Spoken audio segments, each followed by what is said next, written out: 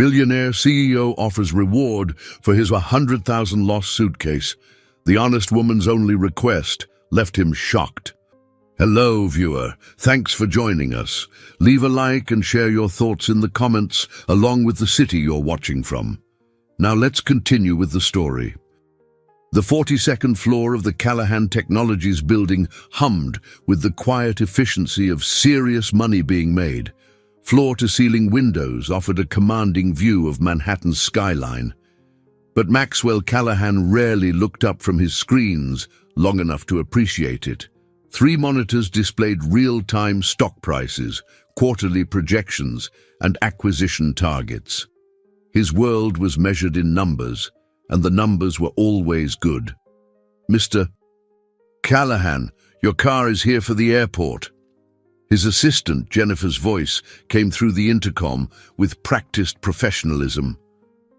Maxwell's fingers paused over the keyboard. The Portland meeting. Right. Some small tech company in Maine that had developed an interesting algorithm, probably worth acquiring if the price was reasonable. Everything had a price. 2 minutes, he replied, saving his work and shutting down the monitors with mechanical precision. The mahogany desk that had belonged to his father gleamed under the overhead lights. Maxwell grabbed his suit jacket from the leather chair and reached for the small black suitcase beside his desk. It was always with him on business trips. Not because it contained anything related to work, but because it held the only things that still mattered to him personally. Sarah's diary, the one she'd kept during her final months, and the envelope of photographs from their last vacation together in Tuscany, when she was still healthy enough to laugh at his terrible Italian pronunciation and insist they take pictures at every vineyard they visited. He'd carried the suitcase on every business trip for 5 years now. A private ritual, a way of keeping her close while he moved through a world that had become colorless after her death. The elevator descended silently to the parking garage where his driver waited beside the black sedan. Manhattan traffic was its usual nightmare, but Maxwell barely noticed. He reviewed notes on his tablet, preparing for the meeting with the small company that thought their little algorithm was worth 8 figures. At JFK, the private jet was fueled and ready. Maxwell settled into the leather seat and opened his laptop. The flight to Portland would take 90 minutes. Enough time to review the acquisition documents and prepare his opening offer. He always started low. Most people eventually took whatever he offered. "Ready for takeoff, Mr. Callahan?" The pilot's voice carried back from the cockpit. "Ready." The jet lifted off smoothly, banking north toward Maine. Maxwell worked steadily, occasionally glancing out at the patchwork of cities and forests passing below. Sarah had loved flying. She'd always chosen the window seat, pointing out landmarks and making up stories about the people in the houses they passed over. He closed his laptop and leaned back.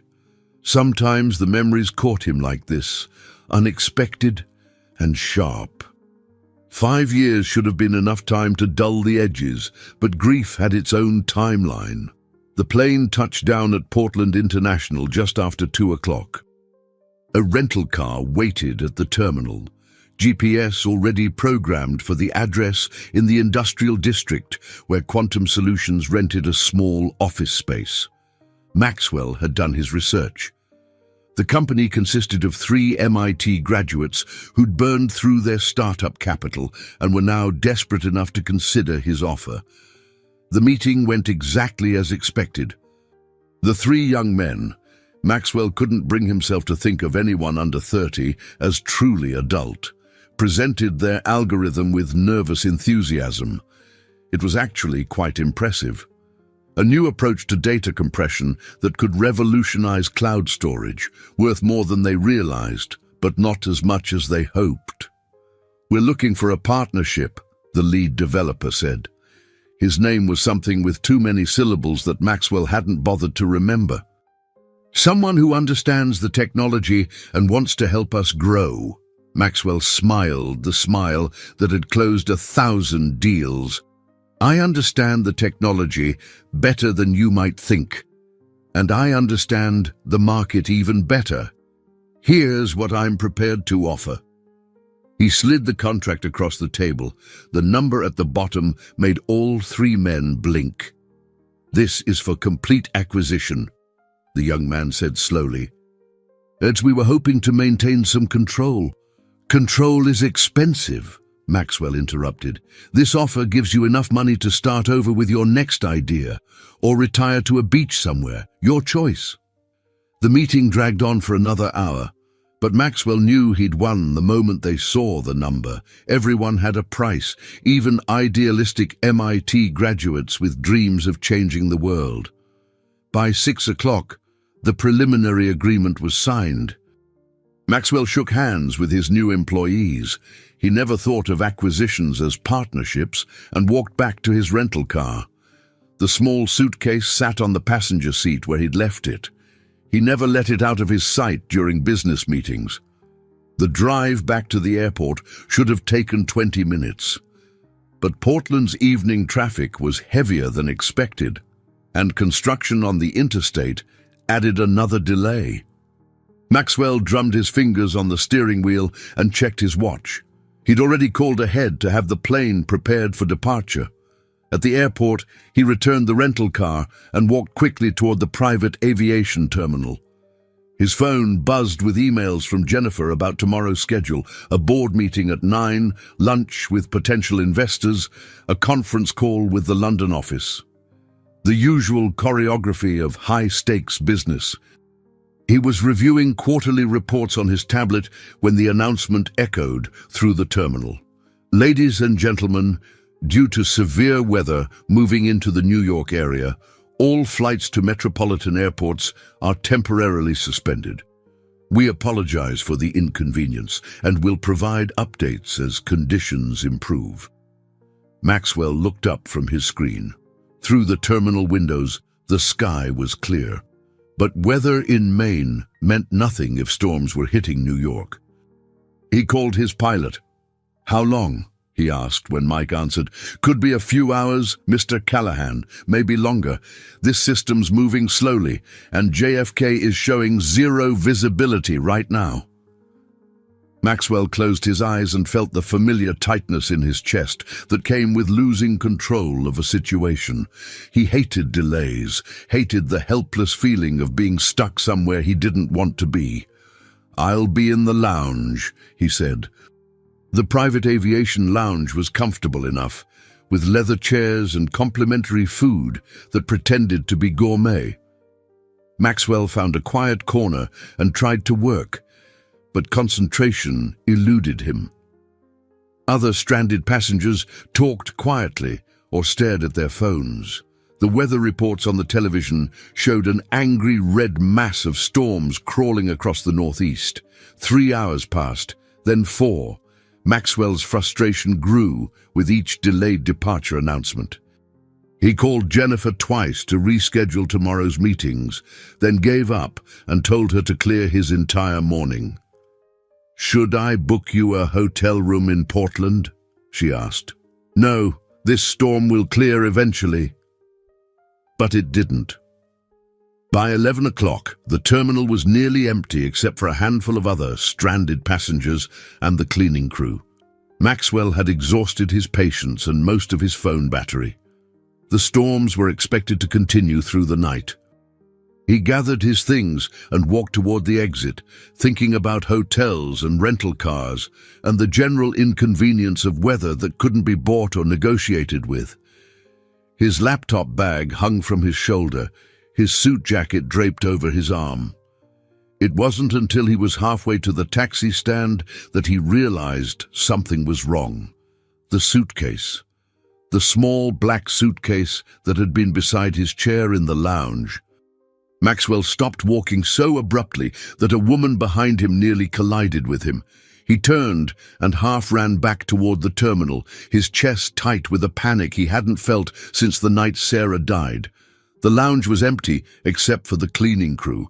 Maxwell searched every chair, every table, every corner where the suitcase might have been forgotten or moved. Nothing. "Excuse me," he called to a janitor emptying trash cans. There was a black suitcase near the chairs by the window. Small carry-on size. Did you see anyone take it? The man shook his head. Sorry, sir. Been cleaning for an hour now. Haven't seen any luggage left behind.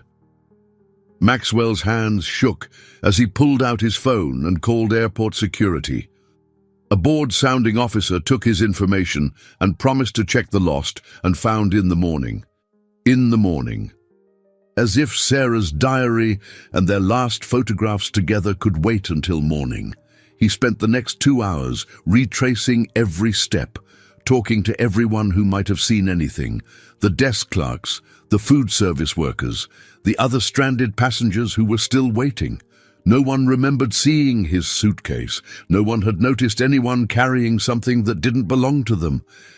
By 2 in the morning, Maxwell sat alone in the empty lounge, staring at the chair where he'd left the most important things in his life. The storm outside had finally passed, but it was too late. The suitcase was gone, and with it, the last tangible pieces of Sarah. For the first time since her funeral, Maxwell Callahan put his head in his hands and wept. The Millport Public Library occupied a converted Victorian house on Elm Street, 3 blocks from the harbour where lobster boats bobbed at their morning moorings. Nancy Maeve had unlocked the front door at 8 o'clock sharp every weekday for the past 6 years, and she still felt a small thrill of satisfaction when she turned on the lights and watched the reading rooms come to life. This wasn't the kind of library that impressed anyone. No soaring ceilings or marble columns, just cozy rooms filled with well-worn books and mismatched furniture donated by locals over the decades. But it was hers in every way that mattered, and she loved it fiercely. Morning, Nancy. Eleanor Patterson shuffled through the front door at 8:15, same as always. Mrs. Patterson was 83 and had been checking out romance novels twice a week since Nancy started working here. Good morning, Mrs. Patterson. I put aside the new Debbie Macumber for you. You're an angel, dear. Did you have a good weekend? Nancy smiled as she handed over the book. Mrs. Patterson asked the same question every Monday, and Nancy always gave the same answer. Quiet and peaceful, just how I like it. Which was true, mostly. Her weekends were spent reading, tending her small garden, and visiting her grandmother at Sunset Manor. At 30, Nancy's life was exactly what most people would call boring, and she was perfectly content with that. She'd seen enough chaos and heartbreak in her childhood to appreciate the value of steady routines and predictable days. The morning passed quietly. A few regulars came in for newspapers or to use the computers. Nancy processed returned books and updated the catalogue system. Just before 10, she walked to the back room to make coffee and noticed the black suitcase sitting beside the employee entrance. It was the kind of expensive-looking luggage that didn't belong in Millport, leather, with brass fittings and a combination lock. Someone had left it leaning against the door sometime during the night or early morning. Nancy carried it to the front desk and examined it for identification tags. Nothing visible on the outside, but the lock was simple enough that she could probably figure out the combination if she needed to. She was still studying the suitcase when the phone rang. Millport Public Library. This is Nancy. Oh, thank God someone answered. The man's voice was tight with strain and exhaustion. I'm calling about a lost suitcase. Black leather, small carry-on size. I lost it at the Portland airport last night, and I thought maybe someone turned it in to local businesses. Nancy looked down at the suitcase beside her desk. Can you describe it in more detail? Expensive leather, brass combination lock, about 2 feet by 14 inches. There's a small scratch on the top corner from when my wife dropped it, getting out of a taxi in Rome. Nancy ran her finger along the top of the suitcase and found the scratch he'd described. What's your name, sir? Maxwell Callahan. I was stranded at the airport overnight because of the storms. When I went back to get my suitcase this morning, It was gone. This might sound crazy, but that suitcase contains some very personal items, irreplaceable items. I'm prepared to offer a substantial reward. Nancy could hear the desperation in his voice, barely controlled. Whatever was in this suitcase mattered to him more than money. Mr. Callahan, I think I have your suitcase. Someone left it by the back door of the Millport Public Library. I'm the librarian here. The silence on the other end lasted so long that Nancy wondered if the connection had been lost. You have it? His voice cracked slightly. You actually have it? I believe so. Based on your description, it matches perfectly. Would you like to come pick it up, or should I call the police to return it? No police. Please. I'll come get it myself. Where exactly are you? Nancy gave him the address and directions from Portland. It's about an hour drive south along the coast. I'll be here until 5 o'clock. I'm leaving now, and I'm sorry, what's your name? Nancy Maeve. Miss Maeve, I can't thank you enough. I'll bring a reward check with me. How does $5,000 sound? Nancy blinked. $5,000 for returning a lost suitcase. Whatever was inside must be incredibly valuable. That's very generous, but not necessary. I'm just glad I could help. Nonsense. You're saving my life here. $5,000 is the least I can do. After he hung up, Nancy sat staring at the suitcase and wondering what could be worth so much to someone. Jewelry, important documents. She was tempted to try opening it, but that felt like a violation of privacy. Instead, she moved it to her office and went back to work. The morning dragged by slowly. Nancy found herself checking the parking lot every few minutes, watching for an expensive car that would signal Maxwell Callahan's arrival.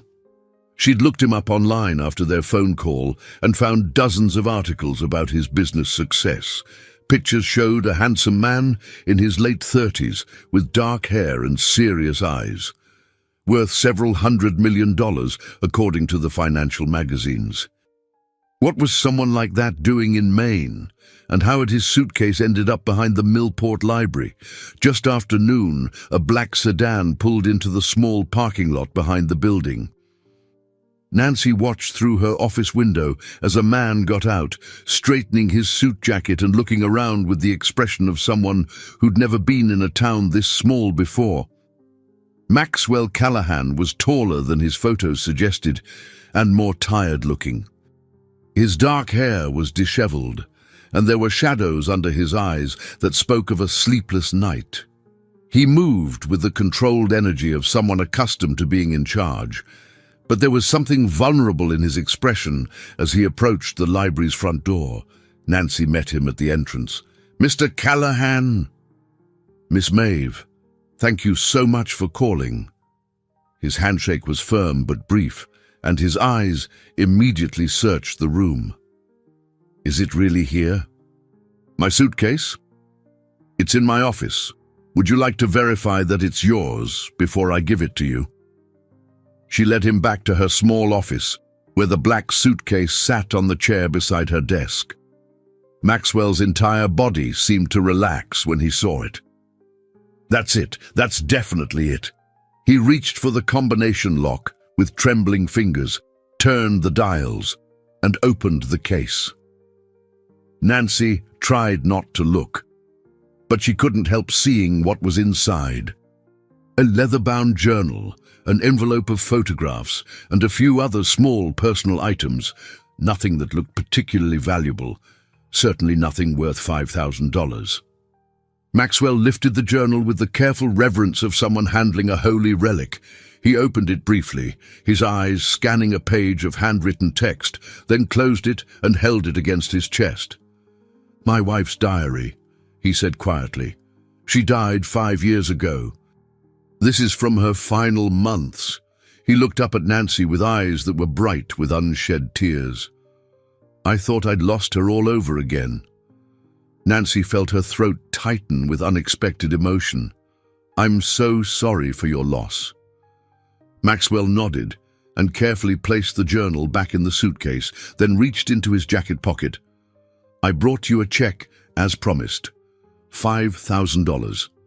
Mr. Callahan, I appreciate the gesture, but I can't accept that. I was just doing what anyone would do. Please, this means more to me than you can possibly understand. Nancy shook her head. It wouldn't feel right taking money for returning something that belongs to you. But there is something else you could do for me if you're willing. Maxwell's expression shifted to surprise. What do you mean? Nancy hesitated, wondering if she was about to make a fool of herself. But something about this man's grief reminded her of her own recent loss, and the words came out before she could stop them. My grandmother passed away 3 months ago. She was 91, and she'd been the most important person in my life since I was 7 years old. Before she died, she made me promise to do something for her. Maxwell waited, his attention completely focused on her in a way that made Nancy feel suddenly self-conscious. My grandmother kept all the letters my grandfather wrote to her during World War II and their early marriage. Over 300 letters, spanning almost 60 years. Her last wish was for someone to visit all the places they wrote about, the places that were special to them as a couple. She wanted their love story to be honored, even though they're both gone now. Nancy paused, feeling foolish. This wealthy businessman probably thought she was insane. The thing is, I can't afford to take that kind of time off work, and I definitely can't afford the travel expenses. Some of these places are across the country, but you asked what you could do for me, and that's it. That's what would mean more to me than any amount of money. Maxwell stared at her for a long moment, his expression unreadable. Nancy began to regret saying anything at all. You want me to fund a trip based on your grandparents' love letters, he said finally. Not fund it, take it, with me. My grandmother specifically wanted someone to visit these places and understand why they mattered. She said it couldn't just be about the money. It had to be about understanding love that lasts, real love, the kind that survives separation and hardship and time. Nancy felt her cheeks burning. I know it sounds ridiculous. A successful businessman like you has much more important things to do than chase around the country looking at places that mattered to 2 people you never met. I just thought, when would we leave? Maxwell interrupted. Nancy blinked. What? When would we need to leave? How long would this take? You're actually considering it. Maxwell looked down at the suitcase in his hands, then back at Nancy. Miss Maeve, you just gave me back the only things I have left of my wife. If visiting some old places with a stranger is what you want in return, then that's what we'll do. When do we start? Nancy felt her heart racing. She'd expected polite refusal, maybe a larger monetary offer. She hadn't expected agreement. I'd need a few days to arrange time off from work and make copies of the letters for our route. Maybe by the end of the week. Fine. Give me your contact information. I'll make arrangements for transportation and accommodations. Mr. Callahan, are you sure about this? I mean, you don't even know me, and this could take 2 weeks or more, depending on how many stops we make. Maxwell closed the suitcase with a decisive snap. Miss Maeve, I've spent the last 5 years building walls around everything that matters to me. Last night, when I thought I'd lost Sarah's diary, I realized those walls haven't protected me from anything. They've just made me smaller. He looked around the cozy library with its mismatched furniture and hand-lettered signs. Maybe it's time I remembered what the world looks like outside a boardroom. Nancy felt a flutter of excitement mixed with terror. She'd just committed to spending 2 weeks traveling with a complete stranger. A wealthy, grieving stranger who'd agreed to her ridiculous request without even asking sensible questions, like how much it would cost or where exactly they'd be going. I'll call you Thursday evening with the details, she said, pulling a business card from her desk drawer. That should give me time to sort through the letters and plan a route. Maxwell took the card and handed her one of his own. expensive cardstock with raised lettering. I'll have my assistant book flights and hotels, first-class accommodations, obviously. Oh, you don't need to, Miss Maeve. If we're going to do this, we're going to do it properly. I may not understand why your grandmother's love story matters, but I understand the value of keeping promises. After he left, Nancy sat in her office holding his business card and wondering what she'd just gotten herself into. Through the window, she watched the black sedan disappear down Elm Street, heading back toward whatever complicated life Maxwell Callahan lived in New York. She pulled out her phone and called Sunset Manor. "Hi, Mrs. Chen. It's Nancy Maeve. I need to speak with the activities director about my grandmother's personal effects, specifically her letter collection. I think it's time to fulfill that promise I made." The elevator to Maxwell's office climbed silently toward the 42nd floor while he stood with the recovered suitcase pressed against his side like a talisman. Jennifer had texted him 6 times during the drive from Maine, each message more urgent than the last. The board meeting had been postponed twice. 3 potential investors were threatening to walk away from a deal that had taken months to negotiate. His London office was in crisis over a regulatory issue that required his immediate attention. Maxwell read through the messages without feeling his usual spike of adrenaline. The crises that had seemed critical yesterday now felt strangely distant, as if he were viewing them through the wrong end of a telescope. "Mr. Callahan, thank God you're back." Jennifer practically leaped from her desk when the elevator doors opened. "The board is furious about the meeting delay, and Mr. Hendricks from Goldman called 4 times. He says if we don't return his call by close of business today, reschedule everything for next week," Maxwell said, walking past her toward his office. Jennifer hurried after him, her heels clicking on the marble floor. "Everything? But the investor meeting is tomorrow, and the regulatory deadline." "Next week, Jennifer." "All of it."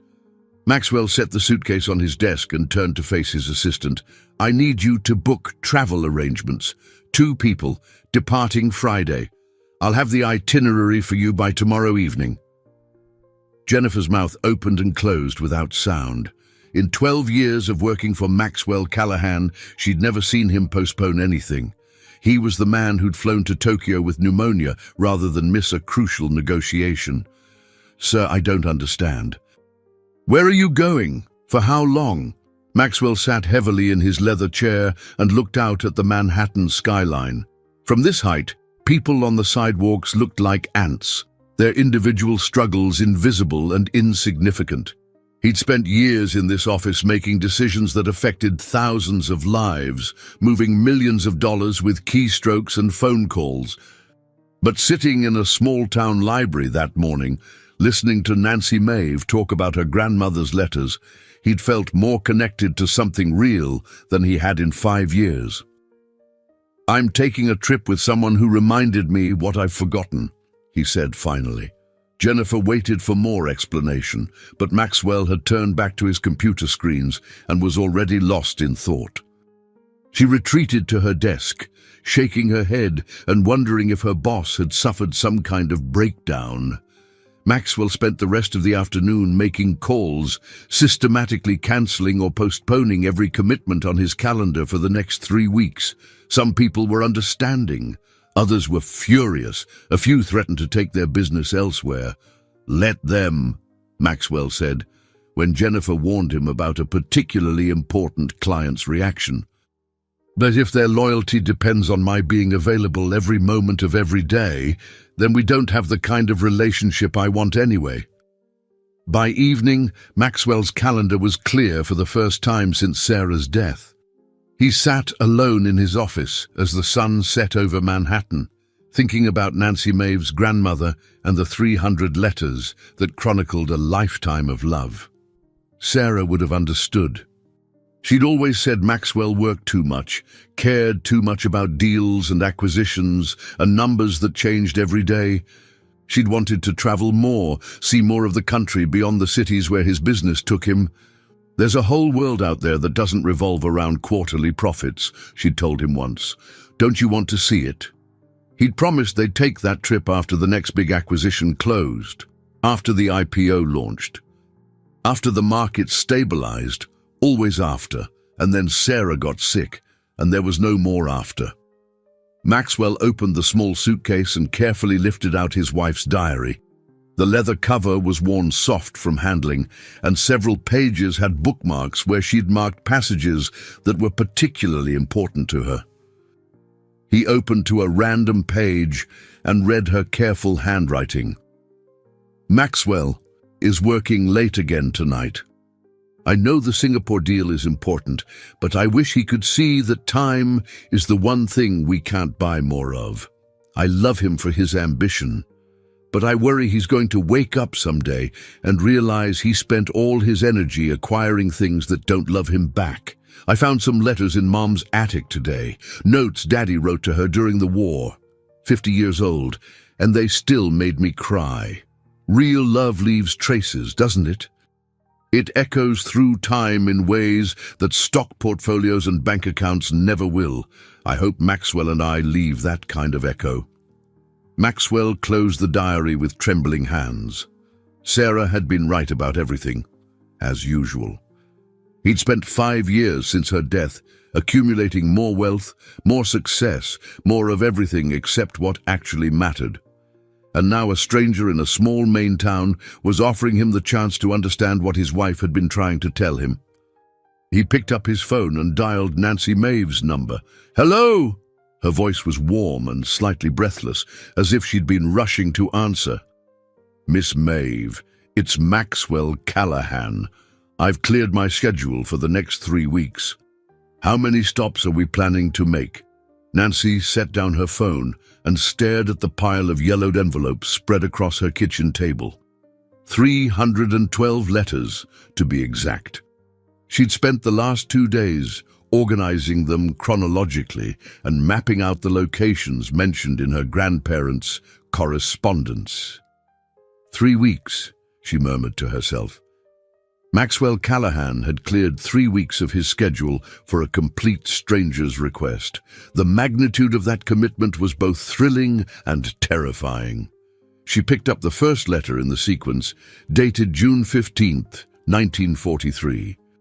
Her grandfather's handwriting was careful and deliberate, each word chosen with the precision of someone who knew paper and ink were precious during wartime. "My dearest Rose, I'm writing this from a train station in Chicago, thinking about that afternoon we spent at Lincoln Park Zoo before I shipped out. Do you remember how we laughed when that monkey stole your hat? I carry that memory like a talisman. When this war is over, I want to take you back there and buy you ice cream from that vendor near the elephant enclosure. I want to make 1,000 more memories in places that will always belong to us." Nancy felt the familiar tightness in her throat that came with reading her grandparents' words. Grandmother Rose had shared some of these letters before, but reading them now, with the knowledge that she'd soon be visiting these places, made them feel different, more urgent, more precious. Her phone buzzed with a text from Maxwell. "My assistant will contact you tomorrow about flight details. Are you having second thoughts?" Nancy typed back quickly. "No second thoughts, just overwhelmed by how many places they wrote about. This is going to be quite a journey. The best journeys usually are," came his reply. Friday morning arrived grey and drizzly, with fog rolling in from the Atlantic to shroud Millport in its familiar embrace. Nancy stood at her bedroom window, watching fishing boats disappear into the mist, and wondered if she was making the biggest mistake of her life. Her suitcase sat open on the bed, half packed with clothes that seemed inadequate for a cross-country trip with a millionaire. What did one wear to retrace a love story? What was the appropriate outfit for explaining to a stranger why her grandparents' romance mattered enough to justify 3 weeks away from real life? The doorbell rang at exactly 8 o'clock. Nancy grabbed her purse and suitcase and opened the front door to find Maxwell Callahan standing on her porch, looking polished and professional in a charcoal suit despite the early hour. Good morning, Miss Maeve. Ready for our adventure? Nancy noticed that he carried the same black suitcase from the library, and something about that detail made her feel less nervous. He understood about keeping important things close. "I'm as ready as I'll ever be," she said, locking the door behind her. The ride to Portland Airport passed quietly, both of them seemingly lost in their own thoughts. Nancy clutched a leather portfolio containing copies of all the letters, organized by location and date. Maxwell made calls to his office, speaking in the clipped, efficient language of someone accustomed to making million-dollar decisions before most people had finished their morning coffee. At the airport, Nancy experienced her first taste of how the wealthy traveled. No security lines, no crowded gates.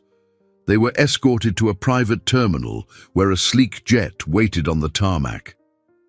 "Is this your plane?" Nancy asked as they climbed the stairs. One of them, it seemed more practical than commercial flights, given our itinerary. The interior was all cream leather and polished wood, with seats that looked more like living room furniture than airline seating. Nancy settled into a chair by the window and tried not to calculate how much this level of luxury must cost. "So," Maxwell said once they were airborne, "where exactly are we going first?" Nancy opened her portfolio and pulled out the earliest letter. "Chicago, the train station where my grandfather wrote his first letter, and Lincoln Park Zoo, where they had their last date before he shipped out for Europe." Maxwell nodded. "My assistant booked us at the Palmer House." "I hope that's acceptable. I'm sure it's lovely. You really didn't need to go to such expense." "Miss Maeve." Maxwell's voice was gentle but firm. "You gave me back something irreplaceable. Let me do this properly." Nancy looked out at the clouds passing below and tried to process the surreal turn her life had taken.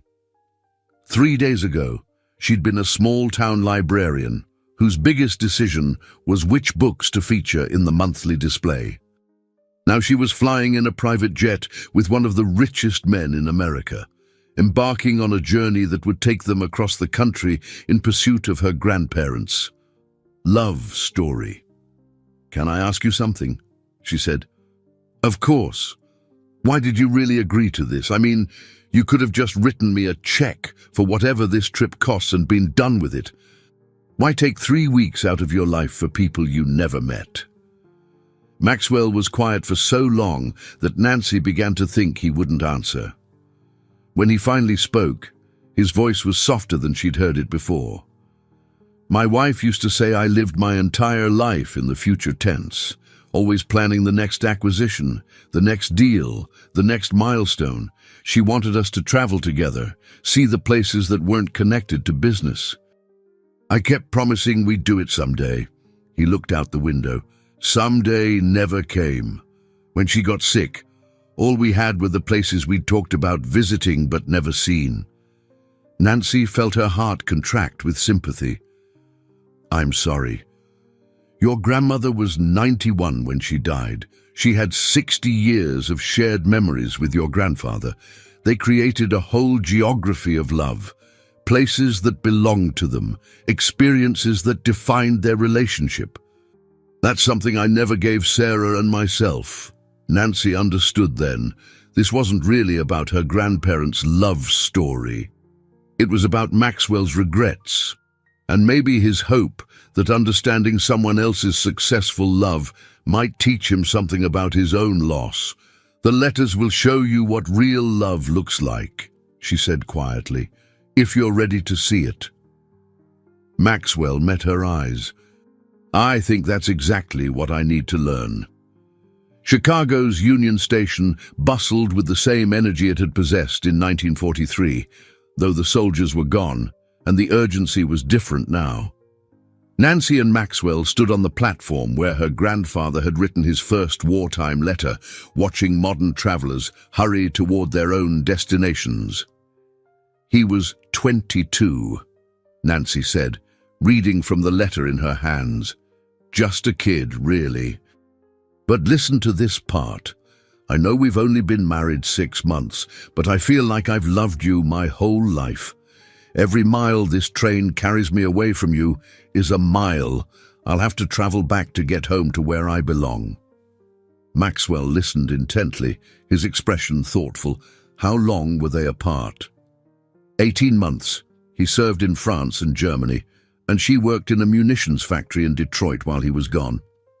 They wrote to each other almost every day.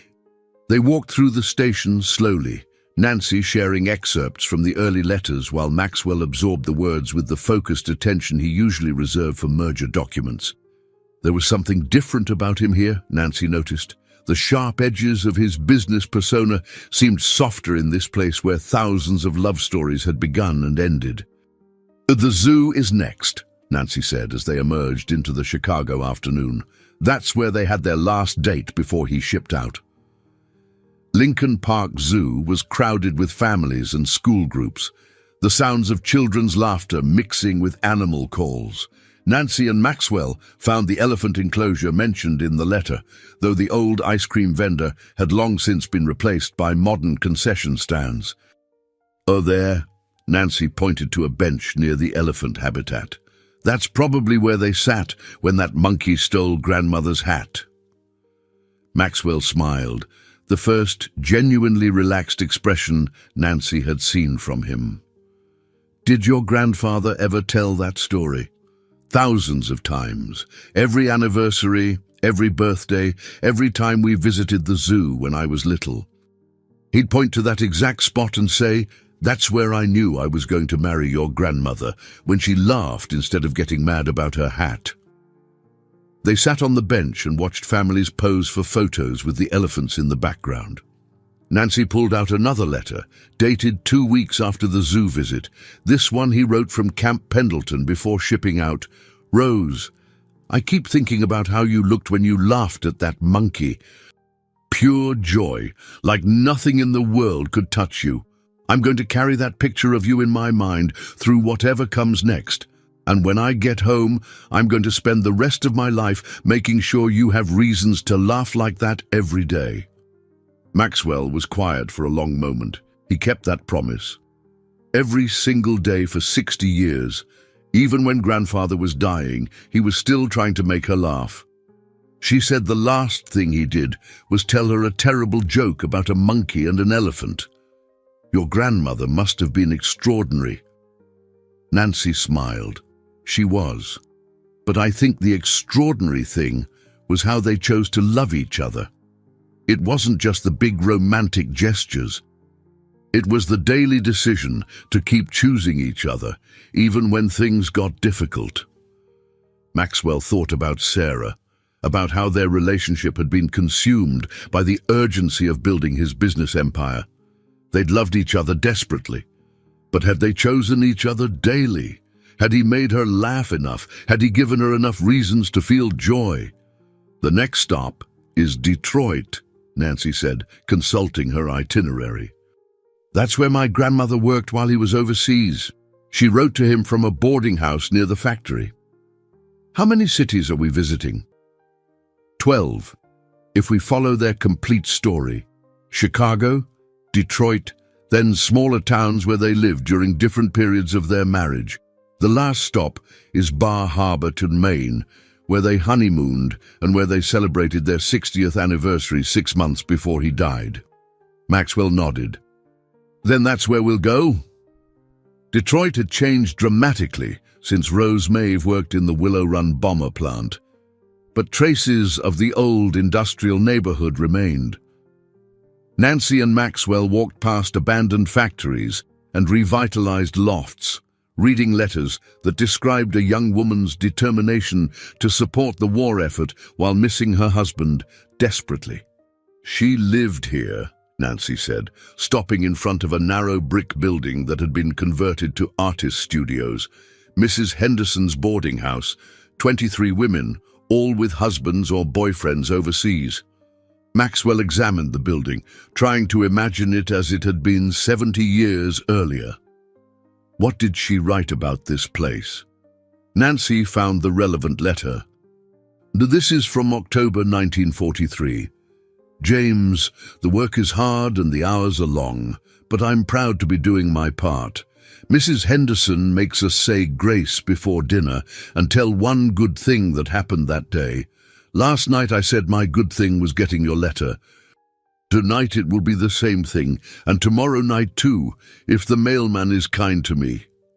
They stood outside the building, both imagining a young woman bent over a letter at a small desk, pouring her heart onto paper that would travel thousands of miles to reach the man she loved.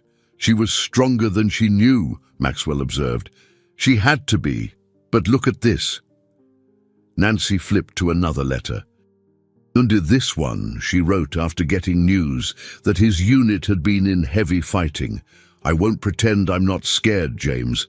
I wake up every morning afraid that today will be the day I get a telegram instead of a letter. But I refuse to live in fear. If something happens to you, I want you to know that these months of waiting have taught me something important. Love isn't diminished by distance or danger. It's only made stronger by the choice to keep loving despite the risk." Maxwell felt something shift in his chest as he listened to Rose's words. He'd spent 5 years protecting himself from the risk of loving again, convinced that the pain of loss was too high a price for the joy of connection. But this young woman had understood something he'd forgotten, that love's value wasn't diminished by its fragility. "Your grandmother was wise beyond her years," he said. Nancy smiled. "She used to tell me that war taught her generation not to waste time on small fears. When you're not sure if the person you love will come home alive, you don't have the luxury of holding back your feelings." They spent the afternoon walking through the neighborhood, reading letters that chronicled Rose's daily life during wartime. Her friendships with other women at the boarding house, her volunteer work at the USO, her determination to stay strong for James, even when the news from Europe was devastating. As evening approached, they found themselves at a small diner that might have existed during Rose's time in Detroit. The owner, an elderly woman with kind eyes, served them coffee and pie, while Nancy shared excerpts from the letters.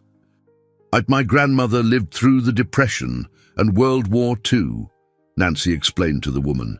"She used to say that hard times don't break people, they reveal who people really are underneath."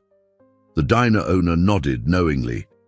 "My parents' generation knew things we've forgotten, about sacrifice and commitment and what really matters." Maxwell thought about his own generation's approach to relationships. The endless options, the constant analysis, the fear of missing out on something better.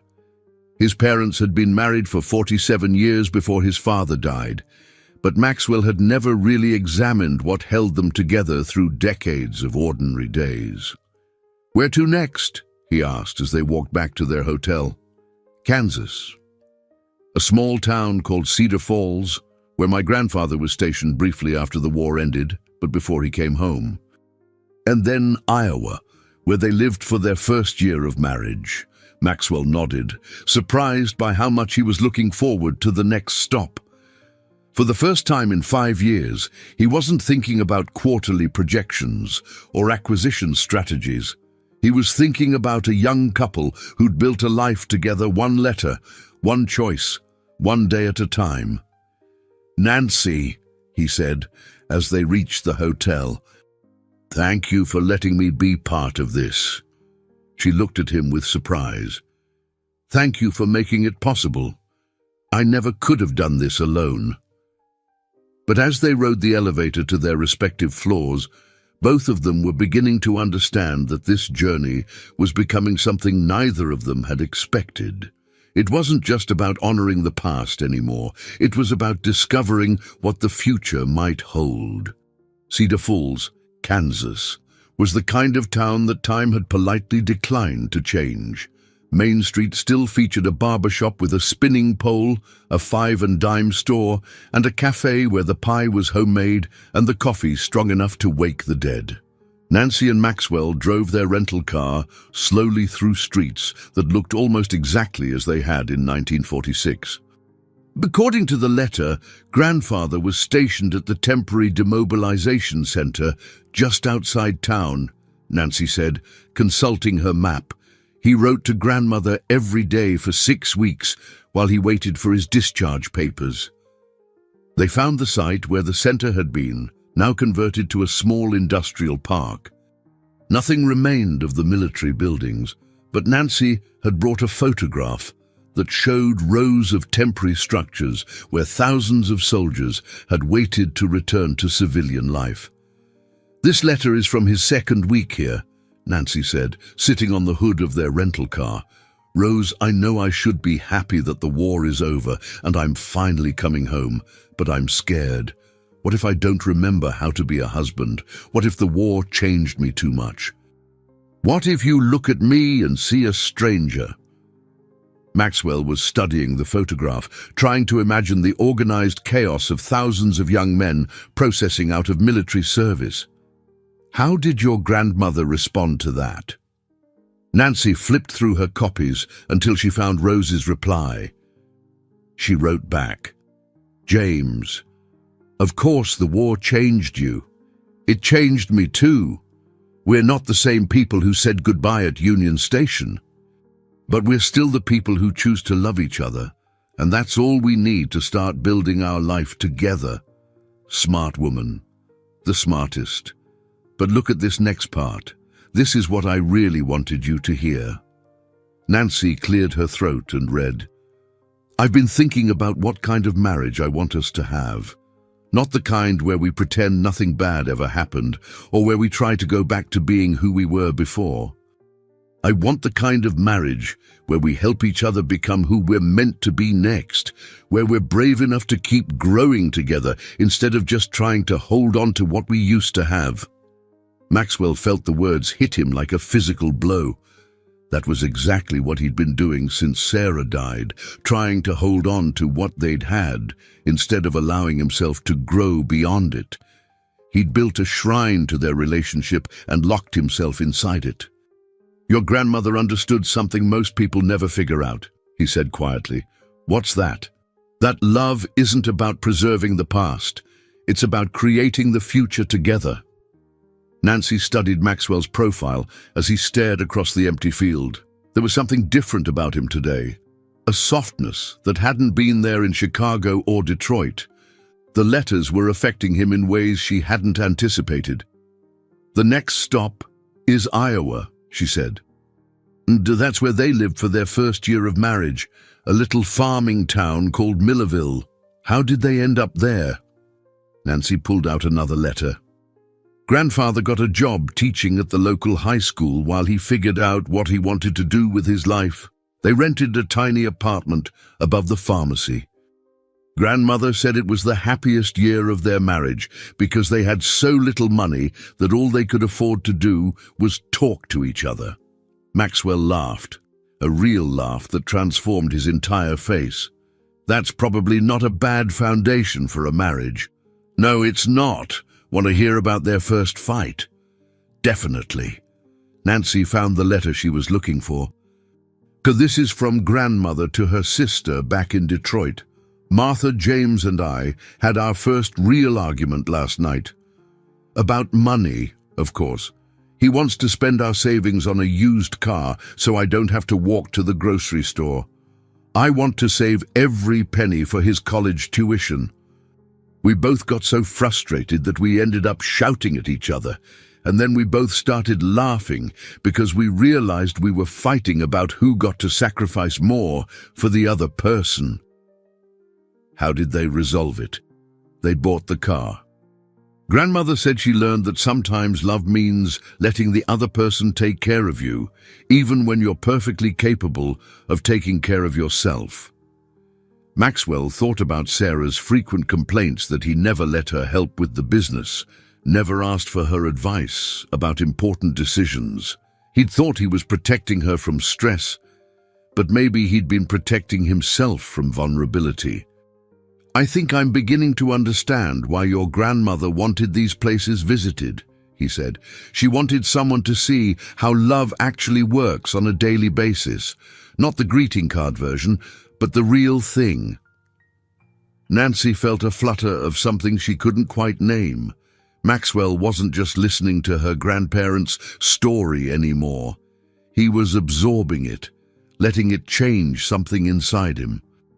And the way he looked at her when she read the letters was starting to make her feel things she had no business feeling about a man she'd known for less than a week.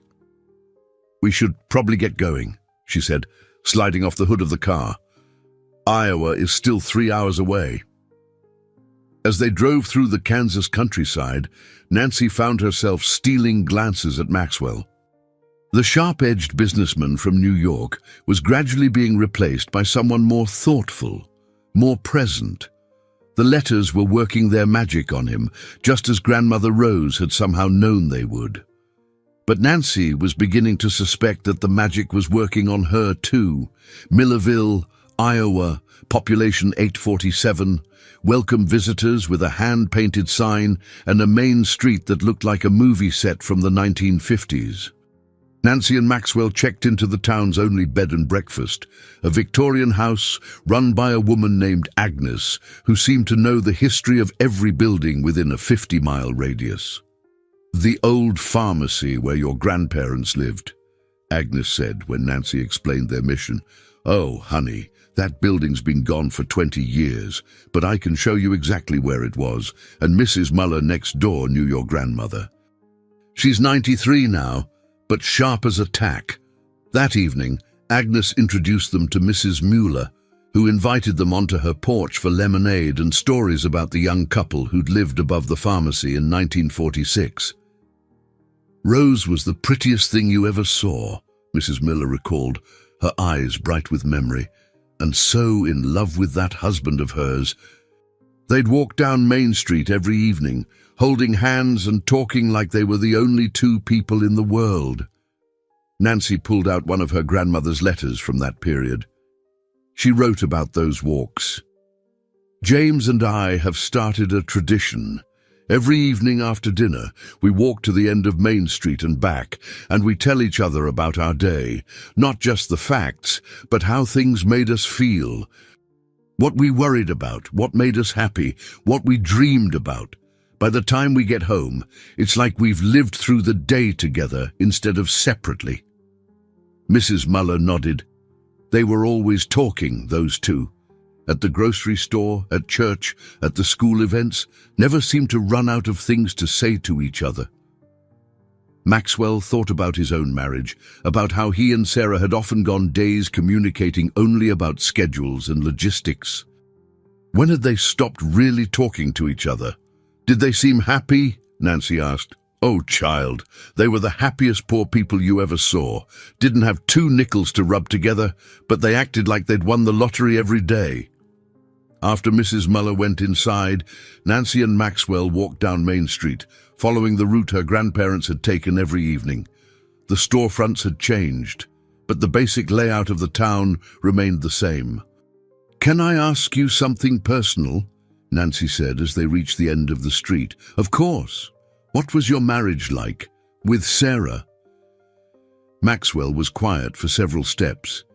"Intense, passionate, but also frantic, I guess.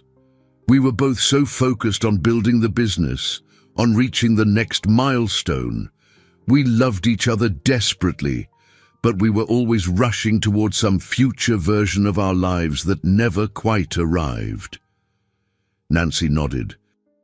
"My grandparents were the opposite. They seemed to understand that the life they were living was the life they wanted, not just a stepping stone to something else. That's a rare gift, or a conscious choice." They walked back toward the bed and breakfast in comfortable silence, both lost in thought. At the front porch, Nancy hesitated. "And Maxwell, can I tell you something that might sound strange? After the week we've had, I don't think anything would sound strange." Nancy smiled. "I think my grandmother would have liked you. She always said the best people were the ones who were brave enough to keep learning about themselves, even when it was uncomfortable." Maxwell felt something warm unfold in his chest. "I think I would have liked her too." They stood on the porch for a moment, the Iowa evening settling around them with the sound of crickets and the distant hum of air conditioners. Nancy was acutely aware of how close Maxwell was standing, close enough that she could smell his cologne and see the tired lines around his eyes. "Where to tomorrow?" he asked softly. "Wisconsin, a lake where they spent their first anniversary, and then—" Nancy consulted her mental map. "Then we start heading toward the places that shaped the middle years of their marriage, when they had children and faced real challenges." Maxwell nodded. "I'm ready for whatever comes next." As Nancy climbed the stairs to her room, she realized that she was ready too, not just for the next stop on their journey, but for whatever was developing between her and this complicated man who was letting her grandparents' love story change him.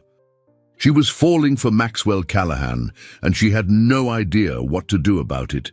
Lake Delton, Wisconsin, sparkled in the morning sunlight like a jewel set in emerald hills.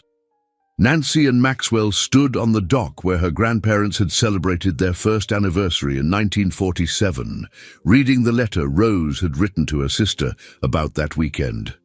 "Martha, I finally understand what people mean when they talk about being perfectly happy. James rented a little cabin on the lake, and we've spent 3 days doing absolutely nothing except talking and fishing and watching the sunset. Last night he told me he'd never been happier in his life, and I realized I could say the same thing. Not because anything extraordinary happened, but because everything ordinary felt extraordinary when we did it together." Maxwell looked across the lake, imagining a young couple discovering that happiness didn't require grand gestures or expensive vacations. How long had they been married at that point? 1 year exactly. And listen to this part. Nancy flipped to another letter. "But this is what grandmother wrote to grandfather that weekend.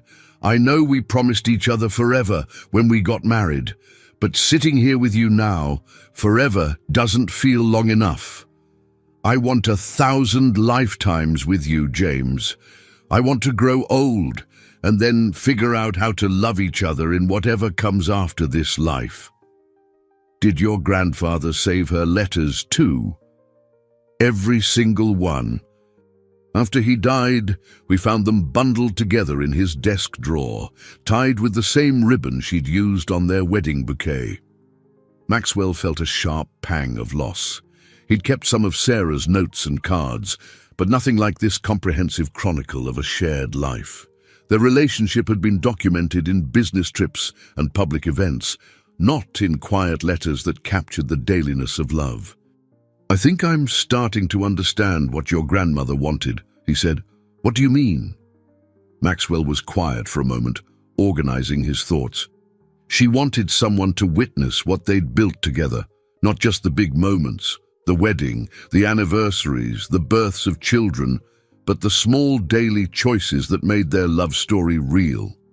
Nancy felt her heart skip. That's exactly right. She used to say that love letters weren't about the words on the page. They were about the decision to keep writing them, even when life got complicated. They spent the afternoon exploring the small resort town, visiting the cabin where her grandparents had stayed and the restaurant where they'd shared anniversary dinners for the next 30 years. Nancy shared letters from multiple decades, showing how her grandparents had returned to this place again and again, creating a tradition that anchored their marriage through good times and difficult ones.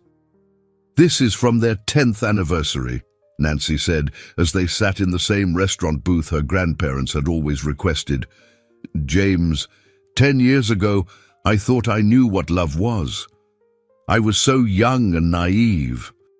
Real love isn't the butterflies and excitement of early romance.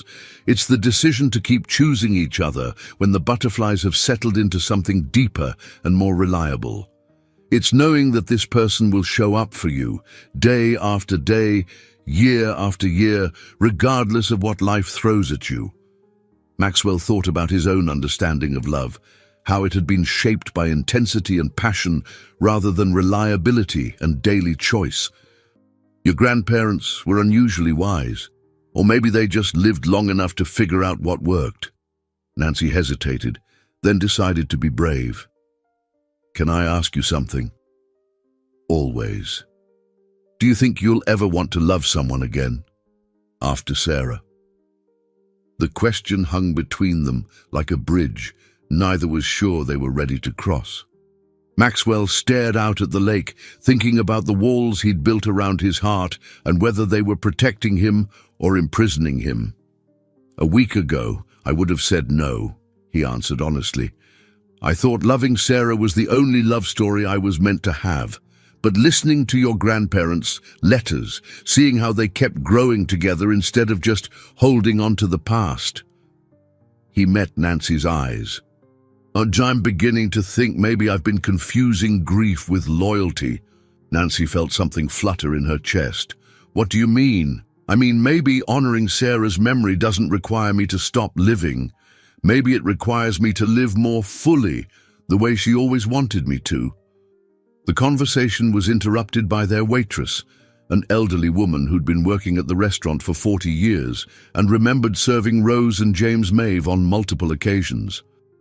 Such a sweet couple, she said when Nancy explained their connection, always held hands across the table, even when they were in their 80s, made you believe in true love, watching them together. After dinner, Maxwell and Nancy walked along the lakeshore, following the path her grandparents had taken on countless anniversary visits. The sun was setting over the water, painting the sky in shades of pink and gold. Nancy, Maxwell said, stopping suddenly. I need to tell you something. She turned to face him, her heart racing. What? This trip, spending these days with you, learning about your grandparents, it's changing me in ways I didn't expect, and I don't want you to think I'm taking advantage of your kindness or your grief. Nancy stepped closer to him. What are you trying to say? Maxwell took a deep breath. And I'm trying to say that I think I'm falling in love with you, and I don't know if that's okay or if it's too soon, or if you could possibly feel the same way about someone you met less than a week ago. Nancy felt the world shift around her. For 5 days, she'd been trying to ignore the growing attraction between them, telling herself it was just the romance of the letters and the intimacy of shared travel. But hearing Maxwell say the words out loud made her realize she'd been lying to herself. Maxwell, she said softly, reaching for his hand. I think I've been falling in love with you too. And I think my grandmother would say that love doesn't operate on anyone's timeline but its own. Maxwell squeezed her hand, feeling something he'd thought was lost forever. Hope for a future that held more than just memories. Are we crazy? He asked. Nancy smiled. Probably. But the good kind of crazy, the kind that leads to 60 years of love letters, as they kissed beside the lake where her grandparents had celebrated decades of anniversaries. Nancy felt her grandmother's presence like a blessing. Rose Maeve had sent them on this journey to honor the past, but she'd also given them permission to create their own future. The love story wasn't ending, it was just beginning. The morning after their first kiss, Nancy woke in her Wisconsin bed and breakfast room with the disorienting sensation that the world had shifted on its axis overnight. Sunlight streamed through lace curtains, and she could hear Maxwell moving around in the room next door, the familiar sounds of someone checking emails and making phone calls. But everything felt different now. The careful distance they'd maintained for 5 days had evaporated beside the lake, replaced by something electric and uncertain. Nancy stared at the ceiling and wondered how you were supposed to act the morning after you'd admitted to falling in love with someone you barely knew. A soft knock on her door interrupted her thoughts. Nancy, I've ordered breakfast downstairs, whenever you're ready. Maxwell's voice carried the same uncertainty she felt. They were venturing into uncharted territory now, and neither of them had a map. 20 minutes later, Nancy found him at a corner table in the bed and breakfast dining room, studying his phone with the intense focus she'd come to recognize as his default response to emotional complexity. "Good morning," she said, sliding into the chair across from him. Maxwell looked up and smiled, and Nancy felt her heart do something acrobatic in her chest. "Good morning. I hope you slept well." "Like a rock, you." "Not particularly." Maxwell set down his phone. "I spent most of the night wondering if I'd made a complete fool of myself by the lake." Nancy reached across the table and touched his hand. "You didn't. We didn't."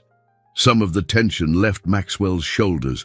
"Good, because I have a confession to make." "What's that?" "I've never done this before. Fallen for someone while traveling across the country on what amounts to a spiritual quest. I'm not sure of the protocol." Nancy laughed. "I don't think there is a protocol, but I have an idea. I'm listening. We keep following my grandparents' letters. We finish what we started, and we see what happens between us along the way, without trying to force it or analyze it to death." Maxwell nodded slowly. "That sounds remarkably sensible for someone who kissed a virtual stranger beside a lake last night. Sometimes the most sensible thing is to trust your heart instead of your head." Their next stop was Minneapolis, where Rose and James had lived during the early years of their marriage, while James attended college on the GI Bill. Nancy read from letters that chronicled the challenges of young love, navigating financial stress, academic pressure, and the ordinary difficulties of learning to build a life together. "This letter is from 1949, Nancy said, as they walked across the University of Minnesota campus. "James is studying so hard for his engineering exams that I barely see him except when he falls asleep at the kitchen table over his textbooks. I know this degree is important for our future, but sometimes I feel like I'm married to his ambition instead of to him." Maxwell winced. That sounds familiar. But listen to how grandmother handled it. Nancy flipped to Rose's next letter. "I realize today that I have a choice. I can resent the time James spends studying, or I can find ways to support his dreams while still taking care of my own needs. So I've started bringing him coffee while he studies, and I use that time to read my own books. We're in the same room, working toward our separate goals, but we're doing it together." They spent the afternoon exploring the neighborhood where her grandparents had lived in a tiny apartment near campus. The buildings had been renovated, but the basic character of the area remained unchanged. Nancy shared letters that showed how Rose had found work as a seamstress while James completed his degree, how they'd made friends with other young couples facing similar struggles, how they'd learned to find joy in small pleasures when money was tight. "Your grandmother was remarkably mature for someone so young," Maxwell observed, as they sat in a coffee shop that might have existed during her grandparents' time. "She had to grow up fast. But I think the war taught her generation not to waste time on petty complaints. When you've been separated by an ocean and weren't sure you'd ever see each other again, arguing about who forgot to take out the trash seems pretty silly." Maxwell thought about his own tendency to let small irritations fester into larger conflicts. Sarah used to say I turned molehills into mountains when it came to household issues. "But you're not the same person you were 5 years ago. People can change." Maxwell met Nancy's eyes across the table. "Is that what you think is happening to me? That I'm changing? I think you're remembering who you used to be before grief made you forget."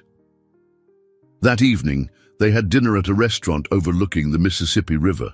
Maxwell had been quieter than usual all day, and Nancy could sense him wrestling with something. "What's on your mind?" she asked finally. Maxwell set down his fork and looked at her seriously. "I need to ask you something, and I want you to be completely honest." "Okay." Do you think what's happening between us is real, or are we just caught up in the romance of your grandparents' story? Nancy considered the question carefully. It was something she'd been wondering herself. I think the letters created the circumstances for us to really see each other, she said finally. But what I feel for you isn't about my grandparents. It's about the way you listen when I talk, and how you've let their story change you instead of just observing it from a distance.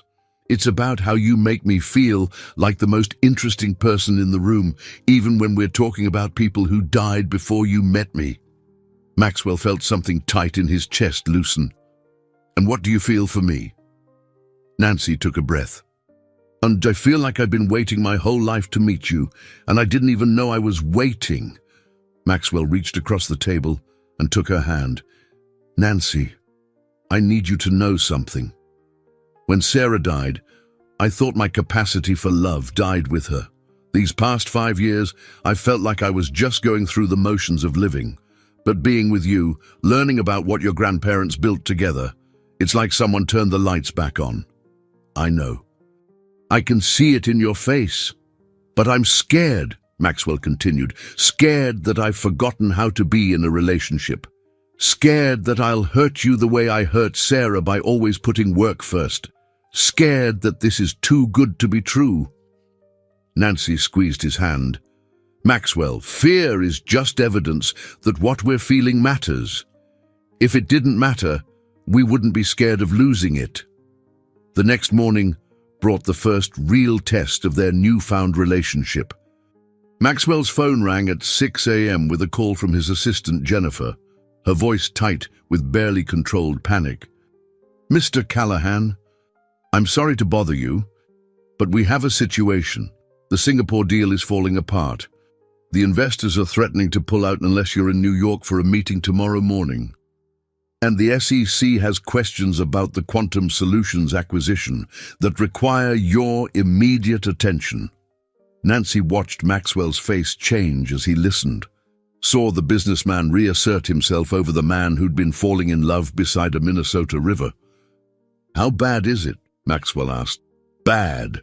We could lose $40 million if this Singapore deal collapses. And the SEC investigation could delay the quantum acquisition indefinitely. Maxwell ran a hand through his hair. Nancy could practically see him calculating the cost of his absence from New York. Book me on the next flight back, he said finally. What about the woman you're traveling with? Should I book her a flight too? Maxwell looked at Nancy, his expression tortured. I don't know. Let me call you back.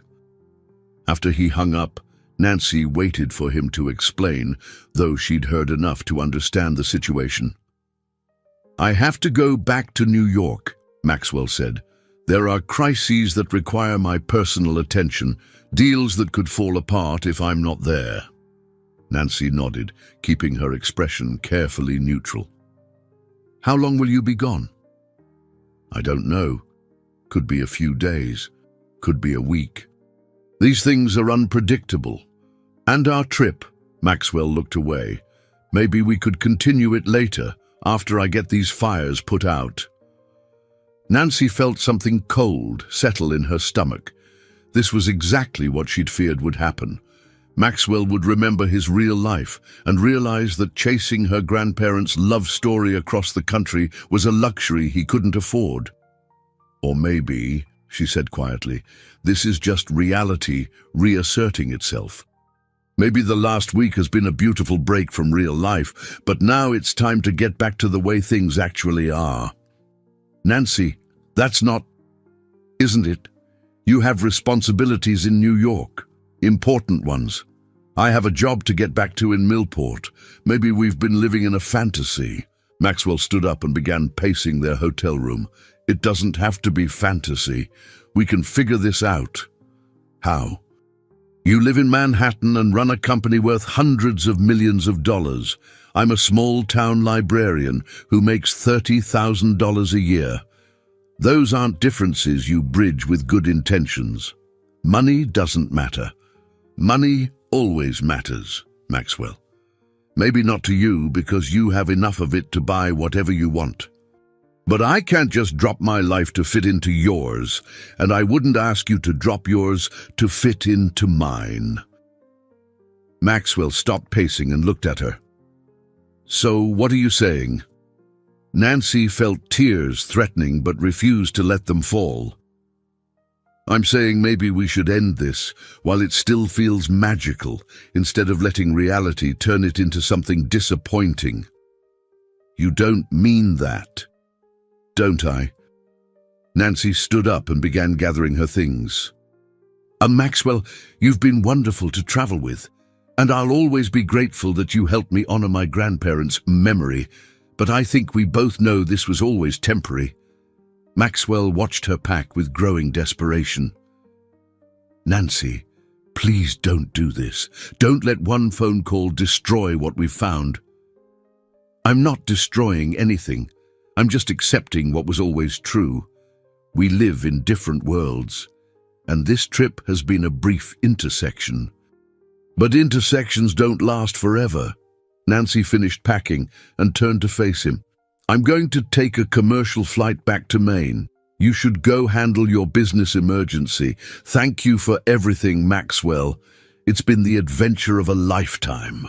She kissed his cheek gently and left the room before he could respond, leaving Maxwell standing alone among the scattered letters that had brought them together and might now drive them apart. Nancy's commercial flight back to Portland was delayed 3 times, giving her plenty of opportunity to question every decision she'd made in the past 24 hours. By the time she finally landed in Maine, it was nearly midnight, and she was exhausted from traveling and crying and trying not to think about Maxwell's expression when she'd walked out of that hotel room. She took a taxi back to Millport, where her small house felt unnaturally quiet after a week of constant conversation and shared discoveries.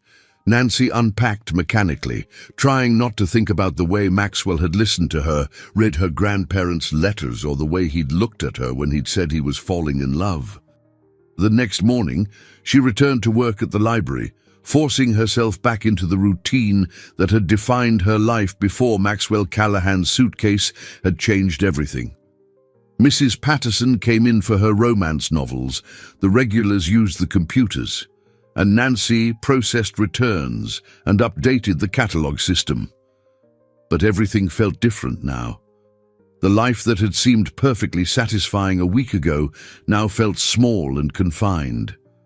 Nancy found herself staring out the window, thinking about hotel rooms and rental cars and the way Maxwell's hand had felt in hers. You look like someone who's lost something important, Mrs. Patterson observed during her Tuesday visit. Nancy managed a smile, just readjusting to being back home. The trip didn't go as planned. Nancy had told Mrs. Patterson she was taking time off to visit places that had been important to her grandparents, though she'd left out the details about her traveling companion. It went exactly as planned, Nancy said. Maybe that was the problem. 3 days passed. Nancy tried to lose herself in work, but she kept checking her phone for messages that never came. Maxwell was probably relieved that she'd ended things before they got more complicated. He was back in his world of boardrooms and acquisitions, and she was back in hers of overdue books and story time for local children. It was exactly what she'd told him should happen. So why did it feel like she'd made the biggest mistake of her life? On Thursday evening, Nancy was shelving returned books when she heard the front door chime. She looked up to see a familiar figure silhouetted against the evening light. Maxwell Callahan stood in the doorway of the Millport Public Library, looking travel-worn and uncertain, carrying the same black suitcase that had started their journey together. "We never finished the trip," he said simply. Nancy felt her heart skip. "Maxwell, what are you doing here?" "I flew back to New York. I handled the crises. I saved the Singapore deal and satisfied the SEC." Maxwell stepped into the library, looking around at the cozy space where they'd first met. "And then I realized that none of it mattered as much as what I'd walked away from. Your business, Will survive without me for another week. Turns out the world doesn't actually end if Maxwell Callahan isn't personally managing every detail. Maxwell moved closer to her.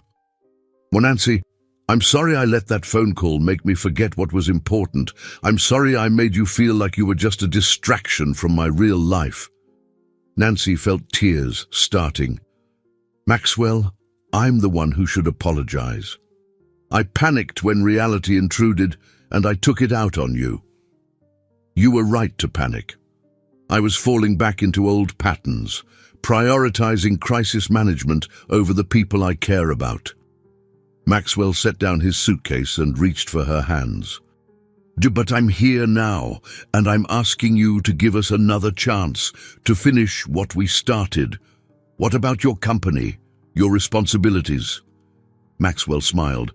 I hired a very expensive chief operating officer 2 years ago. It's time I let him earn his salary by actually operating the company while I remember how to live. Nancy felt hope blooming in her chest. Are you sure? Nancy, I've spent 5 years building walls around my heart to protect myself from feeling anything. This week with you taught me that those walls weren't protecting me. They were imprisoning me. I don't want to be imprisoned anymore. Nancy stepped into his arms, feeling like she'd come home. I was miserable the moment I left that hotel room. Good. I'd hate to think I was the only one suffering. They held each other in the quiet library, surrounded by thousands of love stories, adding their own to the collection. So where do we go from here? Nancy asked. Maxwell pulled back to look at her. First, we finish your grandparents' journey. We visit the last few stops on their route, including Bar Harbor where they honeymooned. And then we start writing our own love story. One that includes both our worlds instead of forcing us to choose between them. Nancy felt something settle into place in her chest, like a puzzle piece finding its proper spot. What does that look like practically? I don't know yet, but I'm willing to figure it out if you are. Nancy smiled and kissed him softly. I'm willing. Bar Harbor, Maine. In early fall was a study in rugged beauty. Nancy and Maxwell stood on the rocky shore, where her grandparents had honeymooned in 1946 and returned for their 60th anniversary 6 months before James died.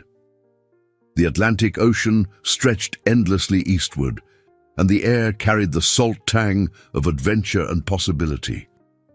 This is where it all began for them, Nancy said, reading from the first letter James had written to Rose from their honeymoon cottage. My dearest wife, I still can't believe I get to call you that. Sitting here watching you read by the window, I'm overwhelmed by the magnitude of what we've promised each other. A lifetime of mornings like this, a lifetime of conversations and discoveries and ordinary miracles. I can't wait to see what we build together. Maxwell looked out at the waves crashing against the granite coastline. And this is where their story ended. No! This is where their story was completed. There's a difference.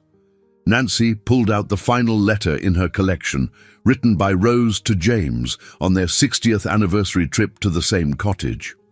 James, 60 years ago you promised me a lifetime of ordinary miracles, and you've kept that promise every single day. We've been poor and prosperous, young and old, healthy and sick, and through it all we've chosen each other again and again. That's what real love is, not the promise you make once at an altar, but the promise you make new every morning when you wake up and decide to keep loving the person lying next to you. Maxwell felt tears in his eyes. Your grandmother was a poet. She was a woman who understood what mattered. Nancy tucked the letters back into her portfolio. And I think she would have loved seeing us here together. They spent the day exploring Acadia National Park, hiking the same trails her grandparents had walked decades earlier. As evening approached, they found themselves at the cottage where Rose and James had spent both their honeymoon and their final anniversary trip. The current owners, an elderly couple named Frank and Mary, had invited them for dinner after Nancy explained their connection to the cottage's history. "We bought this place 30 years ago," Frank said, as they sat on the porch watching the sunset. "The previous owners told us about the couple who'd been coming here for decades, said they were the kind of pair that made you believe in true love." Mary nodded. "We've tried to honor their memory by keeping the cottage the way it was when they stayed here. Same furniture, same layout. It feels like their love is still part of this place." After dinner, Nancy and Maxwell walked down to the rocky beach where her grandparents had taken countless sunset strolls. The waves crashed rhythmically against the shore, and the sky blazed with orange and pink.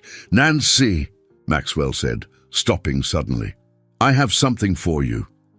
"What?" Maxwell reached into his jacket pocket and pulled out a small velvet box. Nancy's heart stopped. "Maxwell, what are you doing?" "Something I should have done 5 years ago with Sarah, but was too busy building an empire to realize what really mattered." Maxwell opened the box to reveal a simple, elegant ring. "Nancy, I know we've only known each other for 2 weeks. I know it's crazy and impractical and completely against every reasonable timeline for relationships. But your grandparents taught me that love doesn't operate on anyone's schedule, but its own." Nancy felt the world tilt around her. "Maxwell, I'm not asking you to marry me tomorrow. I'm asking you to marry me someday, when you're ready. I'm asking you to build a life with me that honors both our worlds instead of requiring us to abandon either one. I'm asking you to write the next 60 years of letters with me." Nancy looked down at the ring, then up at Maxwell's face, which was lit with hope and vulnerability. "Are you proposing to me on the beach where my grandparents honeymooned?" "I'm proposing to you on the beach where your grandparents taught me what real love looks like." Nancy felt tears streaming down her face. "Yes. Yes? Yes, I'll marry you someday. Yes, I'll write letters with you. Yes, I'll build a life that includes both our worlds." Nancy laughed through her tears. "Yes to all of it, Maxwell." Maxwell slipped the ring onto her finger with trembling hands, then pulled her into his arms and kissed her as the sun set over the Atlantic Ocean. Around them, the waves crashed against the rocks with the same rhythm they'd maintained for her grandparents' honeymoon 60 years earlier, as if the ocean itself was blessing their new beginning. 6 months later, Nancy stood in the renovated Millport Public Library, which now occupied a beautiful new building funded by the Callahan Foundation. The original Victorian house had been converted to a community centre, but the library had tripled in size and resources. "The new computer lab is perfect for the digital literacy classes," she told Maxwell as he toured the facility for the first time since the renovation's completion. "Miss, and the expanded children's section means we can host real story times instead of cramming 12 kids into what used to be a storage closet." Maxwell smiled, watching Nancy's excitement as she showed him every corner of her expanded domain. "I'm glad the money was put to good use. It's not about the money, though that's wonderful. It's about what the library represents now. It's still the heart of the community, but now it has the resources to really serve everyone who needs it." Maxwell had established a foundation office in Portland, allowing him to spend half his time in Maine while maintaining his New York business operations. It wasn't a perfect arrangement, but it was working. Nancy had kept her position as head librarian, but now had the budget and staff to implement programs she'd only dreamed about before. They'd been married 3 months earlier in a small ceremony at the same church where her grandparents had been married. Mrs. Patterson had served as Nancy's matron of honor, and Maxwell's best man had been the pilot who'd flown them across the country following the letters. "There's something I want to show you," Nancy said, leading Maxwell to a special display case near the library's front entrance. Inside the case were James and Rose Maeve's love letters, arranged chronologically with small placards explaining the significance of each location they'd visited. The display was titled "A Geography of Love, One Couple's 60-Year Journey." Visitors can follow their story from beginning to end, Nancy explained. And there's a guest book where people can share their own love stories or memories of relationships that have shaped their lives. Maxwell read some of the entries in the guest book, stories of couples who'd been inspired by Rose and James's example to recommit to their own relationships or take chances on new love. Your grandparents are still changing lives, he observed. That's what love does. It echoes forward into the future, touching people who never even met the original lovers. Maxwell put his arm around Nancy and looked at the display of letters that had brought them together. Think we'll have letters like this someday? Nancy smiled. We already do. I've been keeping every email you send, every note you leave on my pillow when you have to leave early for business trips. Our letters just happen to be digital. That's very modern of us. Grandmother Rose would have adapted to email. She understood that the medium doesn't matter, only the commitment to keep communicating, keep sharing your heart with the person you've chosen to love.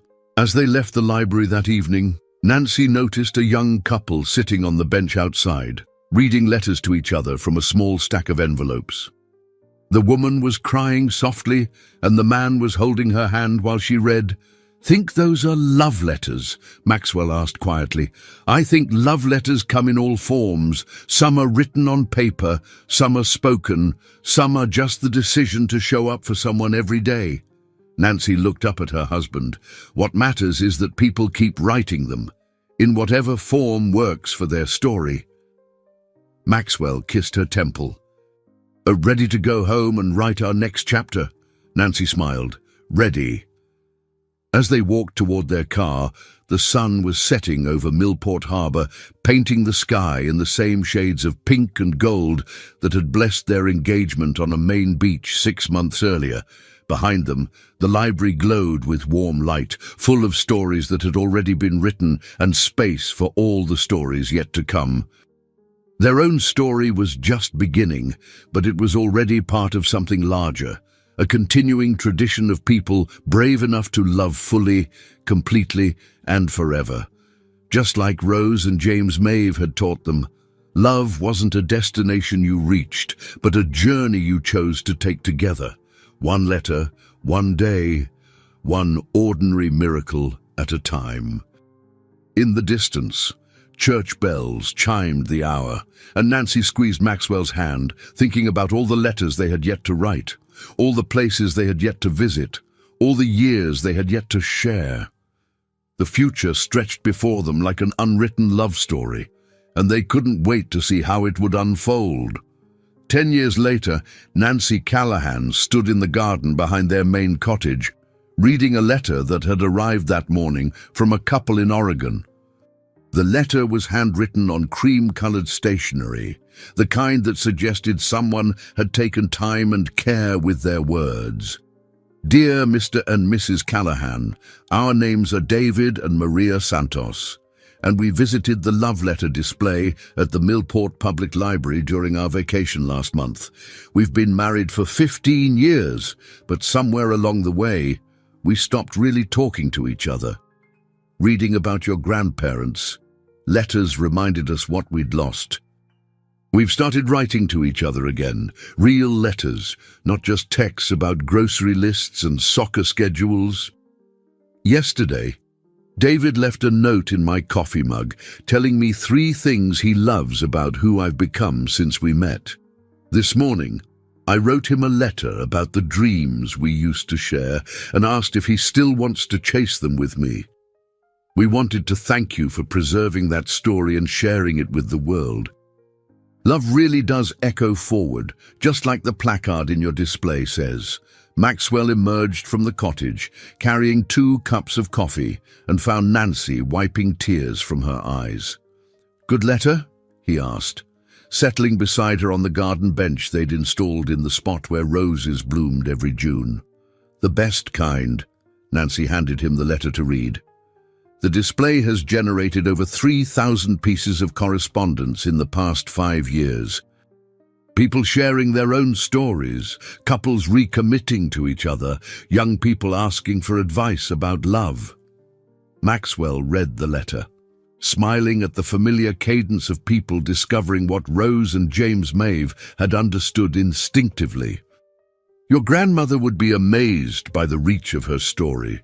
I think she'd be more amazed by how many people are willing to do the work of real love once they understand what it looks like. Maxwell set down the letter and looked around their garden. 10 years of marriage had taught them both the difference between the passionate intensity of new love and the deeper satisfaction of chosen love. They'd weathered Maxwell's difficult transition from workaholic to someone who understood the value of being present. They'd navigated Nancy's adjustment to a life that included private jets and charity galas, alongside library book sales and community meetings. Most importantly, they'd learned to write their own love letters, not the romantic declarations of early courtship, but the daily communications that sustained long-term partnership. The notes Maxwell left on Nancy's pillow when business required him to leave early. The emails Nancy sent during his board meetings, sharing small observations about her day. The conversations they had every evening, walking the same route through Millport that her grandparents had taken for 60 years. "I have something for you," Maxwell said, reaching into his jacket pocket. Nancy laughed. "It's not my birthday, and it's not our anniversary." "What's the occasion?" "Do I need an occasion to give my wife a present?" Maxwell handed her an envelope, the expensive kind of stationery he used for important business correspondence. But this was addressed to her in his handwriting, and the return address was their cottage. Nancy opened it carefully and found a single sheet of paper covered with Maxwell's careful script. "My dearest Nancy, today marks 10 years since I found your grandparents' suitcase at the Portland airport. 10 years since you gave me back Sarah's diary and asked for something money couldn't buy. 10 years since you taught me that love isn't about holding on to the past, but about having the courage to build the future with someone who shares your vision of what matters. I've been thinking about the geography of our own love story, the library where we met, the cities we visited following Rose and James's letters, the beach in Bar Harbor where I asked you to marry me, the cottage where we're building our own collection of ordinary miracles. But the real geography of our love isn't measured in miles or marked by monuments. It's measured in the daily choice to keep choosing each other, in coffee shared on garden benches and conversations that last past midnight. In the way you still read to me from letters sent by strangers who've been inspired by your grandparents' story. In the way you've taught me that success isn't about accumulating wealth, but about accumulating moments that matter. Rose Maeve wanted someone to witness what she and James had built together, but I think she also wanted to prove that their kind of love was possible for other people, in other times, under different circumstances. She wanted to show that love letters don't have to be written during wartime to be meaningful. They just have to be written with intention, with commitment, with the understanding that love is both a feeling and a choice. Thank you for choosing me every day for 10 years. Thank you for teaching me that the best love stories aren't about finding your other half, but about becoming whole people who decide to build something beautiful together. All my love, always and in all ways. Maxwell P.S. Check the rose bush by the garden gate. Nancy looked up from the letter to find Maxwell watching her with the same expression of nervous hope he'd worn on the beach in Bar Harbor 10 years earlier. "Maxwell, what did you do?" "Go look by the rose bush." Nancy walked to the garden gate, where the climbing rose they'd planted on their first anniversary was beginning its summer bloom. Tied to one of the branches with a white ribbon was a small metal plaque, the kind used for memorial benches or historical markers. The plaque read, "In memory of Rose and James Maeve, who taught us that love letters never end, they just change form, and in celebration of all the couples brave enough to write their own geography of love, Nancy felt tears starting again. Maxwell, it's perfect. I thought your grandparents deserved a permanent place in our garden, and I thought future visitors should know that this is where their story continues. Nancy turned back to her husband, this man who'd learned to measure success in moments instead of millions, who'd discovered that the most important acquisitions couldn't be bought. Have I told you lately that I love you? Maxwell smiled. Only every day. But I never get tired of hearing it. As they kissed beside the rosebush in their main garden, Nancy thought about all the love letters yet to be written, all the couples yet to discover that real love wasn't about finding someone to complete you, but about finding someone to grow with. Somewhere in Oregon, David and Maria Santos were probably writing notes to each other. Somewhere else, another couple was visiting the library display and learning what Rose and James Maeve had known all along. Love really did echo forward through time, touching lives and changing hearts, and proving that the most important stories weren't the ones that ended with happily ever after, but the ones that showed how ever after was built one choice, one day, one letter at a time. In the distance, the Millport church bells chimed the hour, and Nancy squeezed Maxwell's hand, grateful for another ordinary day in their extraordinary life together. The future stretched ahead of them like an unwritten love letter, and they couldn't wait to see what story they'd tell next. I hope you enjoyed today's story. Subscribe to the channel so you don't miss more stories like this. Leave a like and comment below what you thought of the story. See you in the next video.